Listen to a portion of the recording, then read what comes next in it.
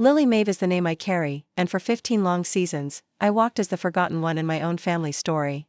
While my sister, Victoria Sloane, gathered scrolls from far-off towers of learning and claimed paths to glittering fortunes, I found my purpose guiding small hands to paint the colors of their innocent hearts. Just last week, at her grand celebration of completion, my parents, David and Sarah, placed the gleaming keys of a swift metal horse and the deeds to a $13 million sky dwelling in her hands, before 200 witnessing eyes. They spoke of her as the singular triumph.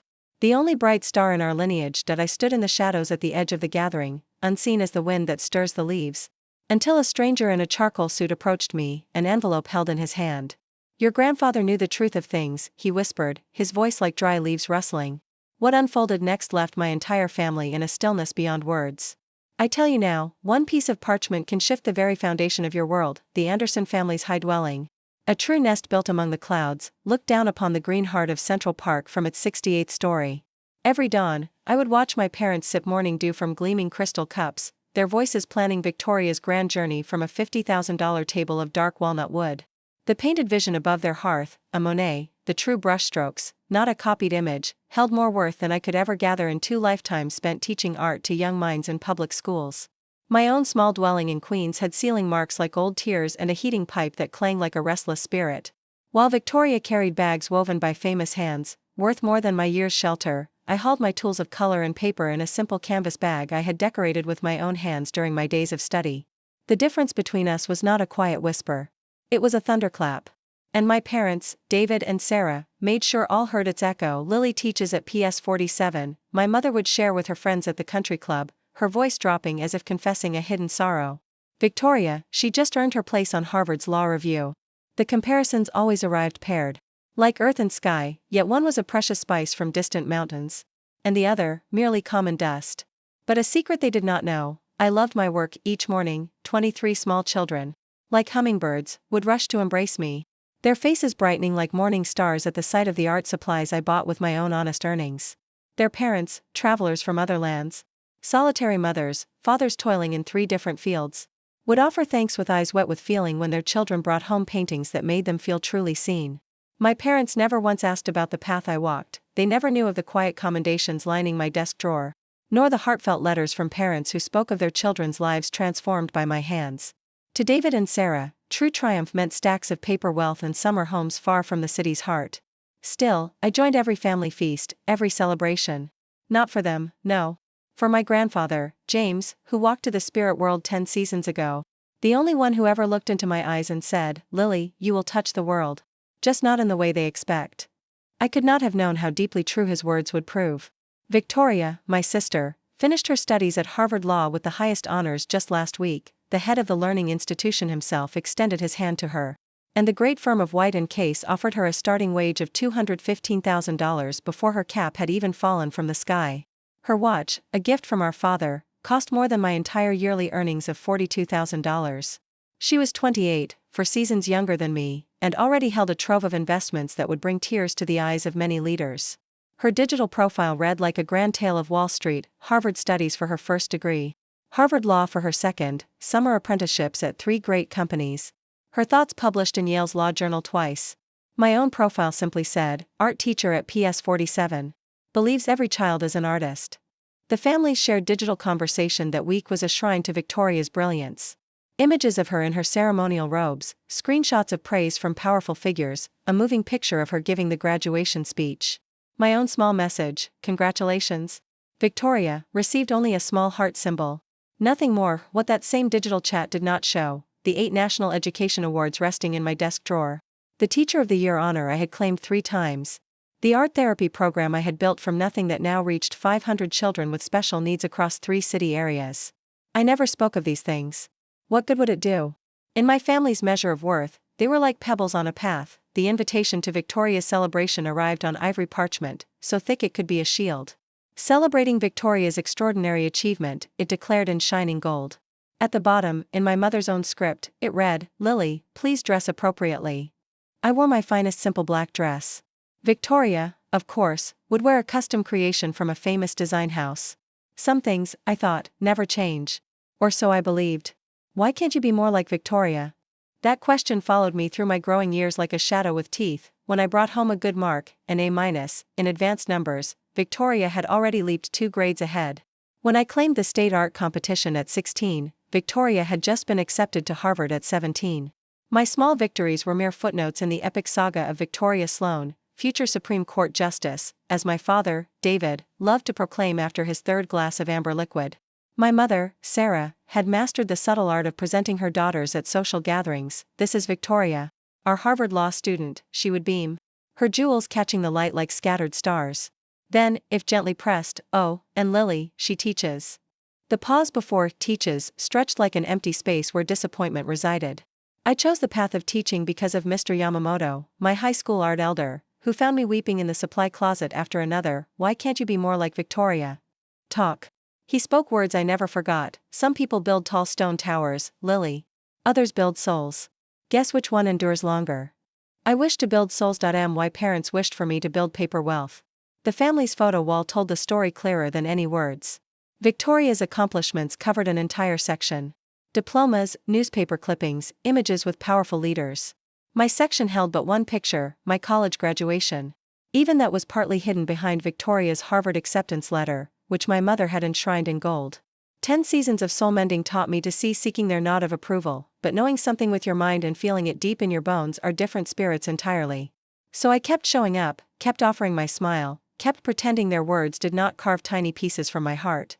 From a quiet corner of the grand ballroom, a man in a charcoal suit watched me. He had been there since my arrival, and something in his gaze felt knowing, as if he waited for a turning point. The ballroom glittered with the kind of wealth that does not need to boast. 200 guests sipped sparkling wine from slender crystal cups, while rare fish eggs made their rounds on silver trays that likely cost more than my old car.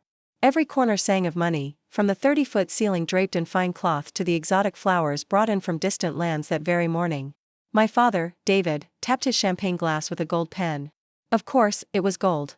And the great room fell silent. "Ladies and gentlemen, we gather tonight to honor the only story of triumph that truly matters in the Anderson family." He raised his glass toward Victoria, who stood in her custom-made gown, looking as though she had been sculpted from marble and fierce ambition. My daughter, the Harvard Law graduate, the only success story, singular. I was no longer even a small note. I was an erased whisper. My mother, Sarah, worked the room, her voice carrying over the gentle music of the classical players. "Victoria begins at white and case next moon," she told the mayor's wife. Then, catching sight of me near the shrimp display, "Oh, that's Lily. She guides children in finger painting." The way she spoke of finger painting made it sound as though I offered harmful powders to toddlers. A woman in expensive attire asked what grade I taught. Before I could speak, my mother interjected, "Elementary. Very elementary." The woman's smile softened to pity. "How lovely that you found something you can do." My phone buzzed. An unknown number. The message read, "Do not depart early tonight. Your grandfather left you more than fading memories." I lifted my gaze, searching the faces in the room. The man in the charcoal suit raised his champagne glass ever so slightly. A gesture so small, only my eyes caught its meaning. My father was back at the speaking place. And now, for the true surprise of this evening. "Victoria." My father's voice echoed across the ballroom. "Triumph deserves its due rewards." He drew forth a small velvet box from his suit pocket, and the room collectively leaned forward, like trees in a gentle breeze.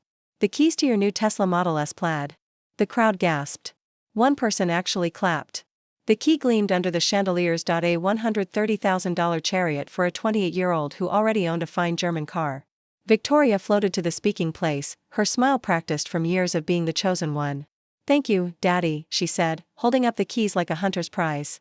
The image taker my parents had hired, yes, a professional for this moment, captured every angle. But that is not all, my mother chimed in, joining them on the stage. She produced an envelope from her clutch, the Hermes one, naturally, the $30,000 bag that could feed a small land. "Inside this envelope is the deed to your new dwelling. A $13 million penthouse in Tribeca. For sleeping chambers, a private high garden, and a view of the entire city you are about to master. $13 million. For understanding, that could fund my entire school's art program for the next 100 seasons. It could offer healing for thousands of children who would never otherwise know its touch. Instead, it would shelter one person who already possessed everything." Victoria embraced them both, and the image taker became a blur of motion. The crowd erupted in sounds of praise that felt like tiny hammers against my skull. I stood in my corner, invisible as a breath on a cold morning, holding my champagne flute so tightly I feared it might shatter. "This Tesla is only the beginning of what you truly deserve, Victoria," my father said into the microphone. His words traveled across the room, across the seasons of comparison, across every moment he had looked through me as if I were thin air. The man in the charcoal suit moved closer. Not with an obvious stride, but a gentle drift through the gathering that brought him within earshot. He was not watching Victoria's moment of glory. He was watching me. My phone buzzed again. "The true display begins in 5 moments. Sign nothing." Sign nothing? What could I possibly, Lily? My mother's voice cut through my thoughts. "Come here, please. We need you on stage." Victoria held the microphone like a scepter. Her Harvard Law ring catching the light. "I wish to thank everyone for sharing this moment with us," she began. Her voice sweet as honey, yet with hidden thorns. "Triumph is not an easy climb. It demands dedication, ambition, and the courage to reach for more than." She paused, her eyes finding mine. "Finger paintings and small awards for merely showing up." Nervous laughter rippled through the crowd. Someone whispered, harsh, another murmured, "But true." "Some people," Victoria continued, "find comfort in small lives, small dreams, small earnings. And that as well. The world needs those who teach children their first words, while others of us argue great cases before the highest courts." My cheeks burned. 200 pairs of eyes tried not to look at me while absolutely looking at me. A woman in pearls whispered to her partner, "Is that the teacher's sister?" Poor thing. "But tonight is not about those who settle." Victoria raised her champagne. "It is about excellence. It is about proving that with the right way of thinking, the right learning, and the right priorities, anyone can." "Excuse me." The man in the charcoal suit stepped forward. The crowd parted as if he carried unseen authority. He was older than I had first thought, perhaps 75 seasons, with silver hair and eyes that had seen decades of hidden truths. "I apologize for interrupting," he said, his voice carrying despite its softness. "My name is Harold Whitman. I was your grandfather's attorney for 40 seasons." My father's face went pale, like a winter sky. My mother's champagne glass trembled. "I have something that must be addressed tonight," Harold continued, pulling out a leather envelope from his jacket. "Before any more proclamations are made." Victoria's smile froze. "I don't think, oh, but I do think," Harold said. "In fact, your grandfather insisted." My father recovered swiftly. He always did when his power was questioned. "Mr. Whitman, this is a private family gathering. Whatever business you have can wait until, actually, it cannot." Harold's voice remained calm, but there was steel beneath. "Especially considering what you are about to do." My father's jaw tightened. He knew something. They both did. My parents exchanged a look that lasted a heartbeat too long. As I was saying, my father turned back to the speaking place, speaking faster now. "Victoria will also be inheriting the entirety of the Anderson family estate. The company, the properties, all of it. She has proven herself capable of managing substantial assets." The room erupted in congratulations. Victoria glowed. My mother smiled so wide her face almost cracked. "Lily, on the other hand," my father continued, and my stomach dropped like a stone, "simply does not have the capacity for such responsibility. Teaching finger painting to children is noble, I suppose, but it hardly qualifies someone to manage millions. Some people build great empires, others finger paint." The words struck like physical blows, which is why my mother joined in, producing another document from her bag. "We need Lily to sign this waiver of inheritance rights. It is what is best for everyone." The crowd went silent. This was too much drama, even for the city's wealthy side. "Come on up, Lily." My father said it not as a request, but a command. I walked to the stage on legs that felt like flowing water. 200 people watched me climb those 3 steps. The woman in expensive attire whispered something about family matters being so awkward. Someone else muttered about knowing one's proper place. My mother held out the waiver and an expensive pen. "Just sign it, sweetheart. Do not make this harder than it needs to be." Harold Whitman stepped onto the stage. "I really must insist you stop. You have no authority here." My father snapped. Harold smiled. It was not a kind smile. "Your father would disagree. And since he is the one who actually built this empire you're so eager to redistribute, I'd say his opinion matters." The pen felt heavy in my hand. 200 guests waited. Victoria's smile could have cut through solid rock. The waiver rested on the podium, its legal words blurring through tears I refused to let fall. "Sign it, Lily," my mother hissed, her voice low enough that the speaking device would not catch it. "For once in your life, do the right thing." The right thing for them, that meant disappearing. Victoria leaned into her own microphone. "This is what's best for everyone, Lily. You know you can't handle this kind of responsibility. Remember when you couldn't even manage your college loans without weeping?" Someone in the crowd actually laughed. My hand moved toward the line meant for my name, Lily Maeve. Harold Whitman's voice rang out, clear and sharp. I need you to know something before you sign that document.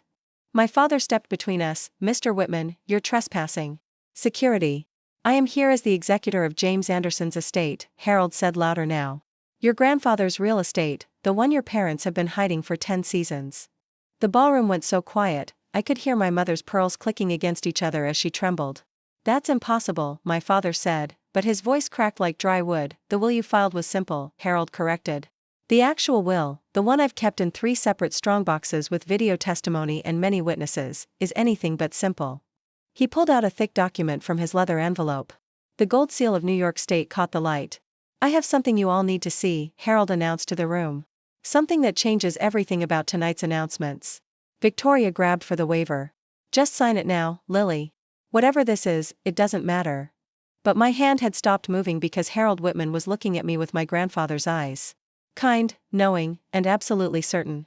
I looked at the pen in my hand, then at the faces around me. Victoria, bright in her certainty. My parents, impatient and dismissive. The crowd waiting for the teacher to accept her place at the bottom of the family's towering structure. For a moment, I almost signed it.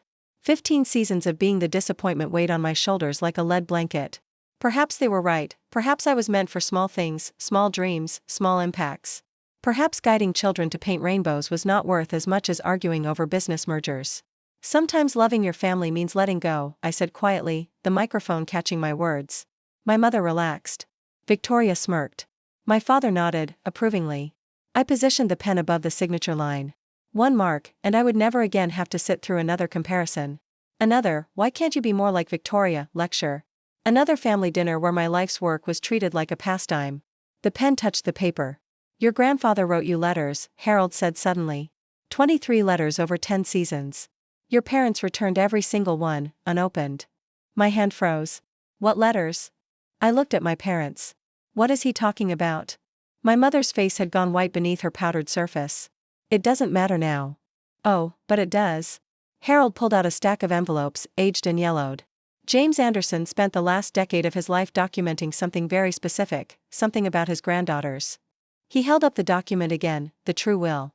Before you sign anything, Lily, you should know what your grandfather knew. You should know why he called you the one who would change everything. The pen slipped from my fingers, clattering on the podium. Show me, I said. You have no right. My father's voice boomed across the ballroom, his face flushing red. Security, remove this man immediately. 2 guards started forward, but Harold raised the document high. I'd think very carefully before you do that. Interfering with the lawful execution of a will is a serious offense. Everyone in this room is now a witness. The guard stopped. The crowd murmured. Someone was definitely capturing this on their phone. My mother tried a different approach, her voice syrupy sweet. Mr. Whitman, surely this can wait until tomorrow. We're having a family celebration. A celebration where you're coercing your daughter to sign away her inheritance rights. Harold's eyebrows rose. How festive. There's nothing to inherit. My father snapped. I'm the sole beneficiary of my father's estate. The will was read 10 seasons ago. A will was read, Harold corrected. The one you filed after destroying the original, or rather, after you thought you destroyed it. The ballroom gasped collectively. Victoria grabbed my father's arm. Daddy, what is he talking about? Your grandfather was many things, Harold continued, addressing the room now. But foolish was not one of them. He knew his son well enough to keep multiple copies of his actual will. Notarized, witnessed, video recorded, ironclad. He turned to me. He also knew his granddaughters, both of them, and he made provisions accordingly. My mother was dialing frantically on her phone. Lawrence, yes, we need you at the St. Regis immediately. Bring the files on, she stopped, noticing everyone watching. Just come. Calling your lawyer? Harold asked mildly. Good. He'll want to see this, especially Article 7. What's Article 7? I asked, my voice steadier than I felt. Harold smiled. The first warm expression I'd seen from him, the part your grandfather called the truth clause. The part that explains why he spent 10 seasons watching both his granddaughters from afar, documenting everything. My father lunged for the document. Harold stepped back, surprisingly agile for his age. Shall we read it together? Harold asked. Or would you prefer to tell them yourself what you've been hiding? Harold opened the document, its pages crisp despite their age. This will was signed by James Anderson on March 15, 2015, in the presence of 3 witnesses and a notary public. It was subsequently filed with my firm with copies sent to 2 additional law firms for safekeeping. That's impossible, my father said, but his voice had lost its authority. I handled his estate. You handled what you wanted to handle, Harold interrupted. Your father knew you would. Which is why he included very specific instructions about when and how this will should be revealed. He looked at me. He wanted to wait until both granddaughters had shown their true character. Tonight seemed appropriate given the circumstances. Victoria pushed forward. This is ridiculous. Even if there's another will, it can't override. Actually, Miss Sloane, given your Harvard Law education, you should know that a properly executed later will absolutely overrides an earlier one. Especially when the earlier one was, let's say, creatively edited. My parents exchanged another look. My mother's hands were shaking. Your grandfather spent 10 seasons documenting something very specific, Harold continued. The real contributions his granddaughters made to society. Not the degrees, not the salaries, the actual impact. He pulled out a folder thick with papers. Lily, did you know your grandfather hired a private observer to follow your journey? Not to spy, to document every award you won that your parents ignored. Every child whose life you changed? Every family you helped through your art therapy program. The room was silent. Even the servers had stopped moving. He has files on both of you, Harold said, looking between Victoria and me. And based on those files, he made his decision about who should inherit the Anderson legacy. This is insane, Victoria said, but her voice wavered. No, Harold replied. This is justice. Shall we read Article 7 now? Victoria's Harvard training kicked in like a reflex. I want to see authentication, notary seals, witness signatures, timestamp verification. This could be fabricated. Anyone can create old-looking documents. Spoken like a true lawyer, Harold said approvingly. He pulled out a manila folder, notarized at 3 separate locations. Here's the seal from New York State. Authenticated last week when I knew tonight was happening. Here's the witness list: Judge Patricia Hornby, Dr. Michael Chen from Mount Sinai, and Eleanor Roosevelt III from the Manhattan Trust Foundation. Victoria examined the papers, her face growing paler with each page. These are real. Of course they're real, Harold said. Your grandfather didn't leave anything to chance. He also video recorded the signing. He pulled out an iPad. Would you like to see your grandfather explaining his decision in his own words? This is entrapment. My father shouted. You waited until you tried to force Lily to sign away rights you knew she had? Harold asked. Yes, I did wait. Your father predicted you would do exactly this. He said, Robert will try to give everything to Victoria the moment he thinks he can get away with it. Wait for that moment, then show them the truth. The crowd was riveted. Someone whispered, better than Netflix. Victoria turned to our parents. You knew? You knew there was another will and you hid it. My mother's silence was answer enough. 10 seasons, Harold said. They've known for 10 seasons. They found the first copy in your grandfather's desk and destroyed it. What they didn't know was that he'd already filed copies with 3 law firms and recorded himself signing it. I'll challenge this in court, Victoria said. But her voice lacked conviction. With what grounds? Harold asked. Mental incompetence? Your grandfather's medical records show perfect cognitive function. Undue influence? He hadn't seen Lily in years when he wrote this. Face it, counselor. This will is bulletproof. He turned to page 7. Now, shall we discuss the inheritance criteria your grandfather established? Harold adjusted his reading glasses, the document steady in his hands. Article 7, Conditions of Inheritance. I, James Anderson, being of sound mind and body, establish that my estate shall pass to the granddaughter who demonstrates genuine service to humanity, measured not by degrees or income, but by verifiable positive impact on others' lives. The ballroom was so quiet I could hear my own heartbeat.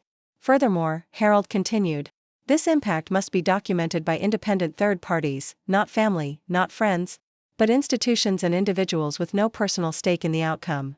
Victoria laughed, but it sounded forced. That's completely subjective. How do you measure positive impact? Your grandfather thought of that. Harold pulled out another folder, this one marked with Lily's name. He established specific criteria: letters from beneficiaries, awards from recognized institutions, media coverage of charitable work, professional evaluations from supervisors, all dated and verified. He set the folder on the podium. It was 3 inches thick. Lily Maeve, he read from a summary sheet. 8 National Education Excellence Awards. 3-time Teacher of the Year.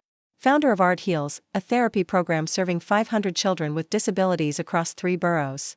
Published in the Journal of Art Therapy for groundbreaking work with autism spectrum disorders. Recognized by the Department of Education for innovations in inclusive education. My mother gasped, "That's not possible. She never told us."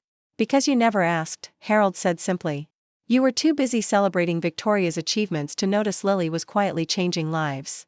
He pulled out another sheet. Letters from 237 families, independently verified, crediting Lily with transforming their children's lives. 14 children who were nonverbal before her art therapy program and now communicate through artistic expression. 3 suicide preventions directly attributed to her intervention. Tears were running down my face. I hadn't known he knew. I hadn't known anyone was watching. "Your grandfather called you the quiet one who serves," Harold said to me gently. "He saw what others missed." Harold opened a second folder, this one bursting with photographs and letters. "Your grandfather hired investigators not to spy, but to document what your parents refused to see. Lily, did you know that the mayor's office has your photo on their wall of New York's quiet heroes?" I shook my head, speechless.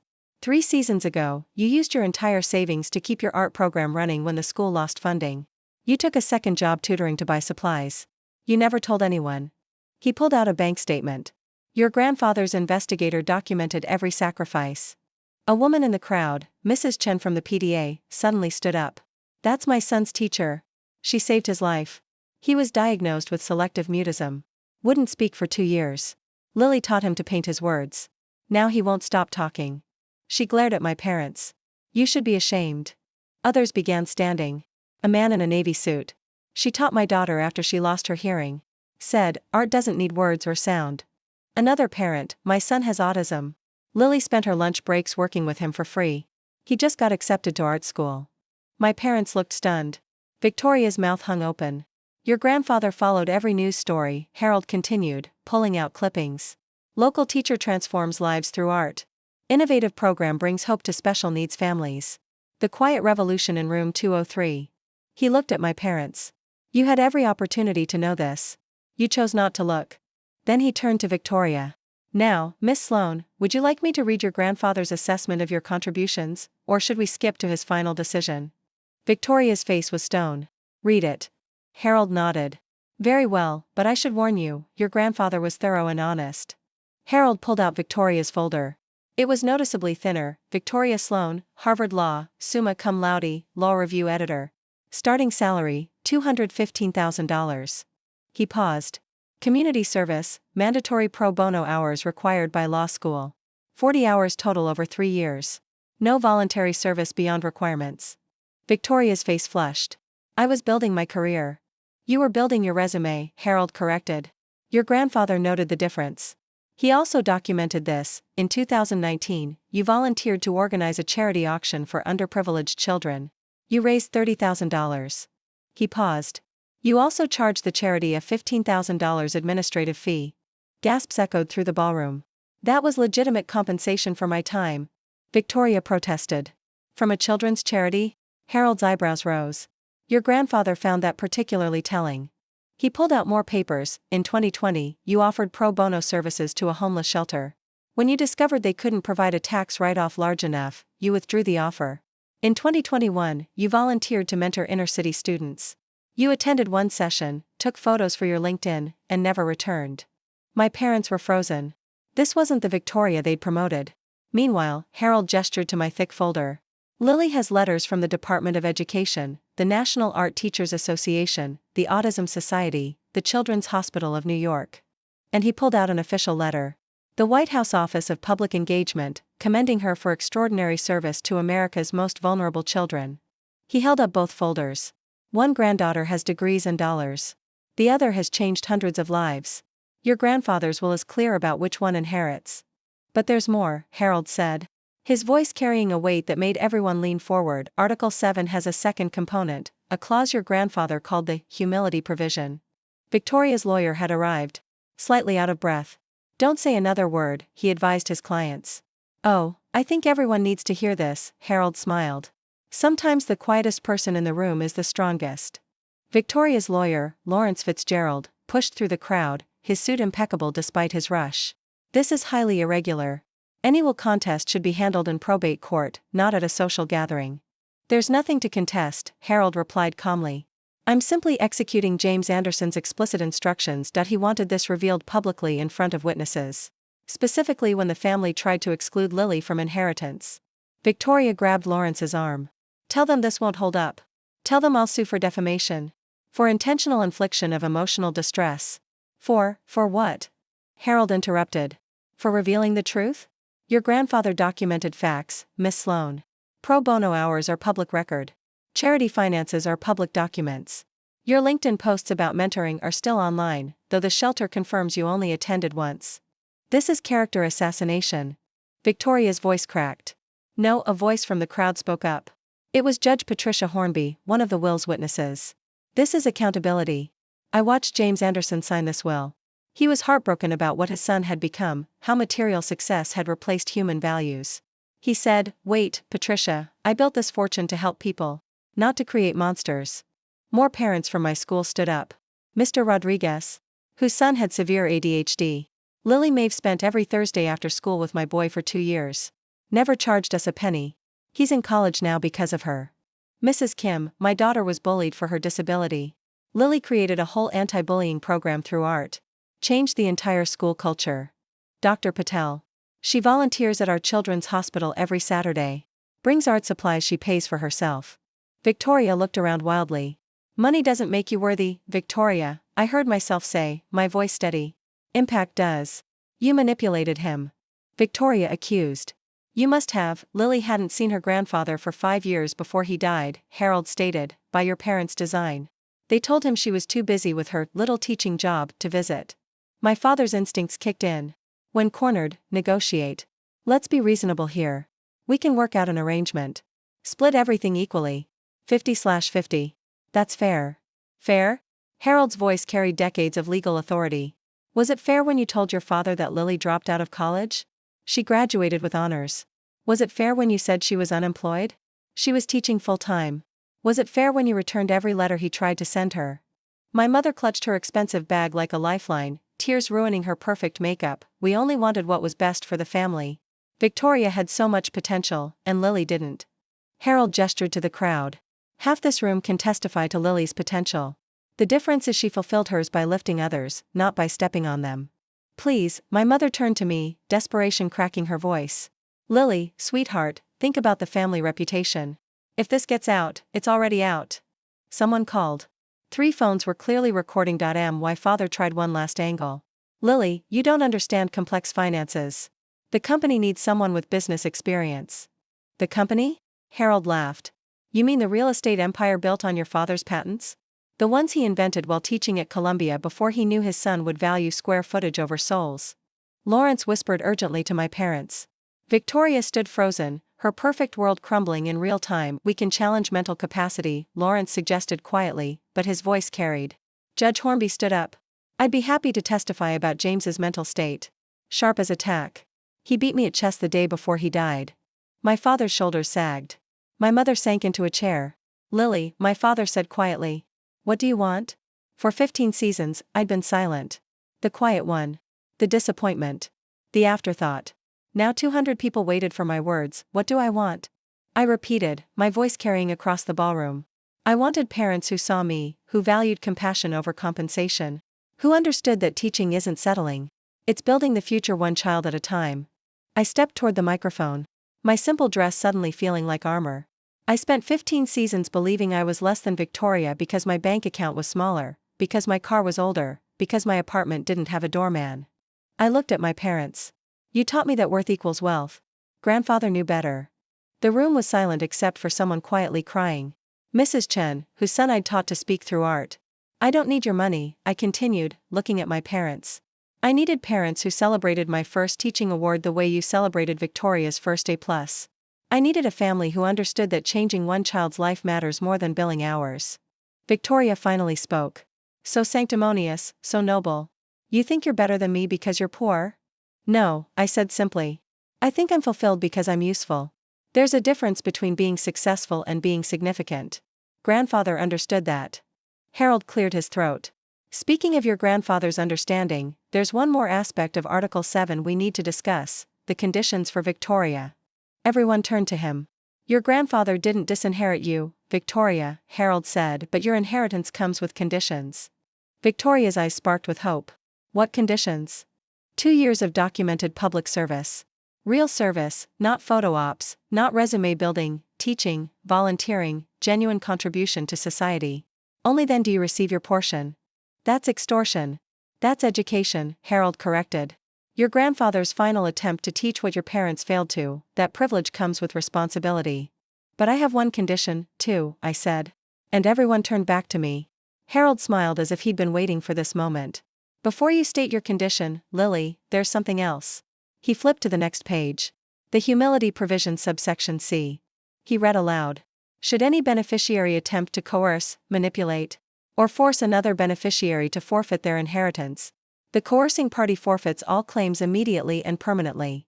My parents went white. Victoria grabbed the podium for support. Furthermore, Harold continued, if such coercion occurs in public, witnessed by multiple parties, the forfeited inheritance transfers entirely to the wronged party, activating the emergency trust fund of $15 million, separate from the estate. Lawrence frantically flipped through his phone, presumably checking legal databases. That's ironclad. Tonight, Harold gestured to the room. David and Sarah Anderson, along with Victoria Sloan, attempted to force Lily to sign away her inheritance rights in front of 200 witnesses. The conditions of subsection C are met. 15 million? Victoria's voice was barely a whisper. Your grandfather was very specific, Harold explained. He said, if they gang up on Lily, and they will, she should have immediate resources to establish her independence. The fund transfers automatically upon documented coercion. He pulled out a tablet. The transfer was initiated the moment Lily was called to stage to sign that waiver. Your grandfather's financial advisor has been watching via live stream. Yes, Mr. Anderson, the charity photographer you hired was actually documenting this for the estate. My father sank into a chair. He planned all of this. He knew you, Harold said simply. He knew that you'd wait until a public moment to maximize Lily's humiliation, to pressure her into compliance. He knew Victoria would support it for her own gain, and he knew Lily would endure it quietly, as she always has. The company? My mother asked weakly. Transfers to a trust with Lily as primary beneficiary and decision-maker. Though, Harold looked at me, your grandfather hoped you'd convert it to a foundation. He left suggestions for focusing on art therapy and special education. Victoria was crying now. Not pretty tears, but the ugly kind that come with genuine loss. My job offer at White & Case has a morality clause, Lawrence said quietly. Being party to inheritance fraud? They'll withdraw the offer. The Tesla keys fell from Victoria's hand, clattering on the marble floor. Lawrence Fitzgerald, despite being my family's lawyer, had gone pale as he scrolled through his tablet. The legal ramifications are severe. The attempted coercion tonight, witnessed and documented, constitutes inheritance fraud. The Bar Association will investigate. Victoria, your law license application, no. Victoria gasped. No, they can't. They can and they will, Judge Hornby interjected, attempting to defraud a family member of inheritance through public coercion. The Character and Fitness Committee will have a field day. Harold produced more documents. The estate accounts were frozen 40 minutes ago, the moment the coercion began. Court orders signed by Judge Martinez, who's been monitoring the situation remotely. He held up papers with red seals. David Anderson, your access to the company accounts is suspended pending investigation. The brownstone, the Hampton House, the portfolio, all frozen. You can't do this. My father roared. I'm not doing anything, Harold replied. I'm executing James Anderson's explicit instructions. He wrote, if Robert tries to steal from Lily, and he will, stop him immediately and publicly. My mother's phone rang. She answered with shaking hands. Hello? What do you mean, frozen? All of them? She looked at my father. The credit cards aren't working. The penthouse? Victoria asked desperately. The one you just gave me was never theirs to give, Harold said. It's part of the estate which now belongs to Lily. Someone in the crowd whistled low. $13 million, plus the company valued at $30 million, Harold added. Plus the liquid assets of approximately $15 million, plus the art collection. Your grandfather was quite the collector, valued at $6 million. $64 million. Victoria's legs gave out. Someone pushed a chair under her. That Lily's parents tried to steal from her, Judge Hornby said loudly, ensuring the recording phones caught every word. This is why James Anderson wanted witnesses. The crowd was buzzing. This would be all over the city's wealthy side by morning, all over the internet by midnight. The Tesla? Victoria asked in a small voice. Purchased yesterday with estate funds, Harold confirmed. It'll be returned to the dealer Monday. Every symbol of success my parents had flaunted was built on theft, on stealing from the daughter they deemed unworthy. Victoria Sloan, Harvard Law summa cum laude, the golden child who'd never failed at anything, crumbled completely. Her perfect makeup ran in streams down her face as she sobbed. Not the delicate tears of earlier, but raw, broken sounds. "I don't understand," she gasped between sobs. "I did everything right. Perfect grades, perfect school, perfect job." "Perfect is not the same as good," Harold said gently. "Your grandfather wrote about you. Victoria has every advantage but empathy, every skill but kindness. Maybe losing everything will teach her what gaining everything never could." Victoria looked at me through her tears. For the first time in our lives, she looked at me, not through me, not past me, but at me. "You knew," she whispered. "You knew you were worth more. And you never said anything." "I didn't know about the will," I said honestly. "But I knew my worth wasn't measured in dollars. You taught me that, actually. Watching you chase money while missing meaning. You taught me what not to value. I've never," Victoria's voice broke. "I've never actually helped anyone, have I? Not really. Not without expecting something back." The room was silent. Even the waiters had stopped pretending to work. "I don't even know how," Victoria admitted, "to help, to serve, to care about someone else's success more than my own." She looked at our parents. "You made me this way. You praised every achievement that brought status and ignored every opportunity to build character. And now I'm 28 years old and I don't know who I am without my resume." "That's the first honest thing you've said in years," my mother said quietly, surprising everyone. Victoria stood shakily. "Lily, I need that job. Not white in case. Whatever you'll let me do, I need to learn." My father stood before the crowd, this titan of real estate who'd built his identity on being James Anderson's son. And for the first time in my life, I saw him clearly.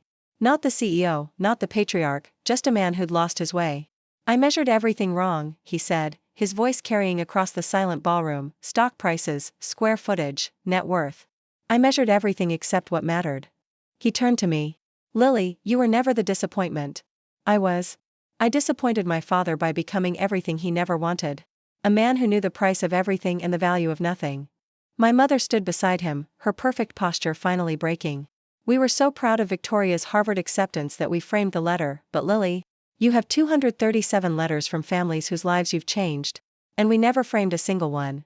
She looked at the crowd, many of whom were their society friends. "We taught our daughters that appearance matters more than substance, that wealth matters more than worth. We were wrong." Someone started clapping. Mrs. Chen.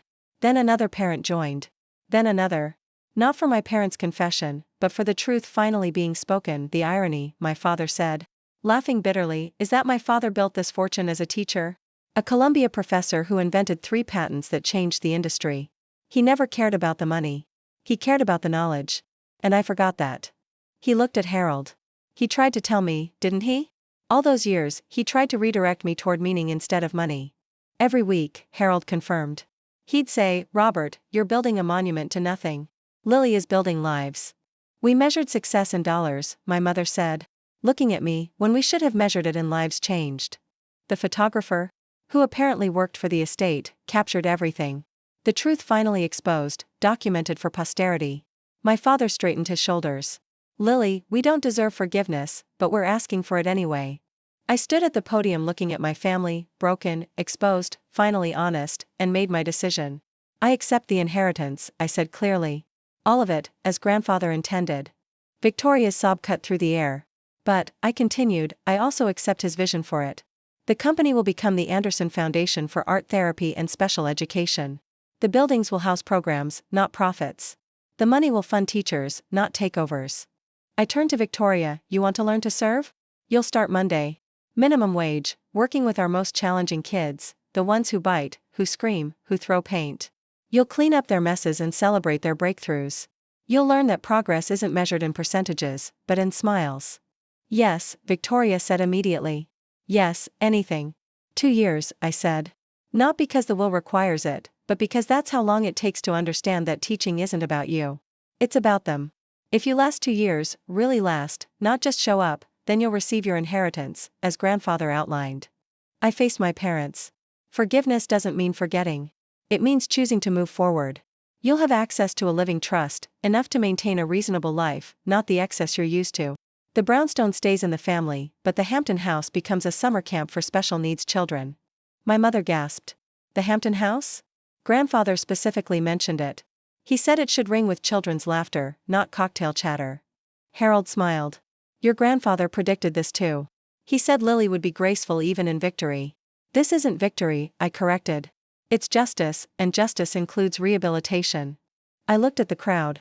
Society's elite who'd watched my humiliation for years. The Anderson Foundation will be hiring real positions for real service. Not galas and charity balls, but hands-on work with children who need us. Anyone interested can submit applications through Mr. Whitman. Several hands went up immediately. Lily, Victoria said quietly. What about your condition? You said you had one. I smiled. My condition is simple, family therapy. All of us, weekly for a year.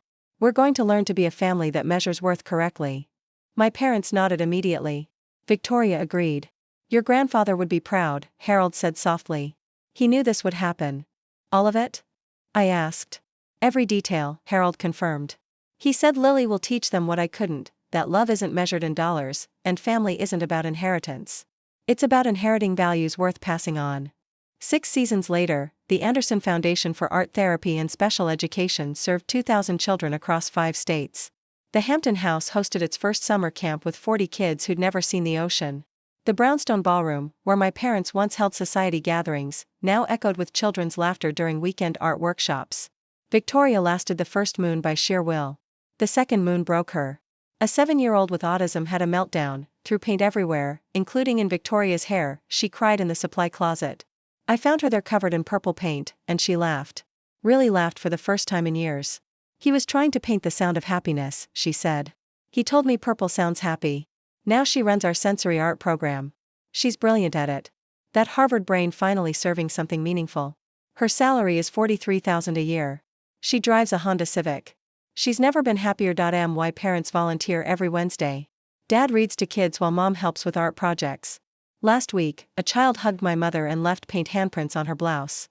She wore those handprints the rest of the day like medals of honor. The foundation has 50 full-time teachers, all paid $60,000 minimum, a living wage for doing life-changing work. We've partnered with 15 hospitals, 30 schools, and countless families who never thought their children would communicate until art gave them a language. White and Case called last moon. They wanted Victoria back, said they'd reconsidered. She laughed and hung up.